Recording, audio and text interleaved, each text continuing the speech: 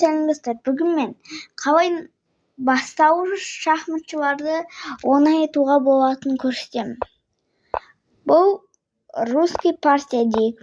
Егер де олар біз ойлайық, ол біздің пешкамызды жемеді. Просто развиваться етеді, біз слонымызды шығарамыз.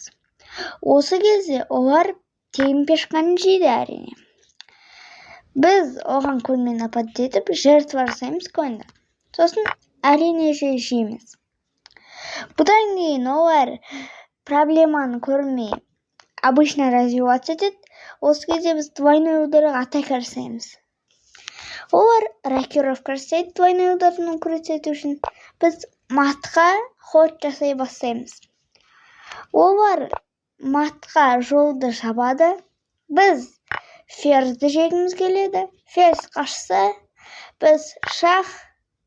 Одан кейін ол былай қашса шах, сосын мат. Ал егер де былай қашса, тура сол комбинацияны қолданамыз да новичоктарға мат қоямыз. Барлықтарыңызға көргендеріңізге рахмет. Сау болыңыздар. Енді сіз новичоктарға қарсы лучший дебютті білетін боласыздар. Барлықтарыңызға сау болыңыз.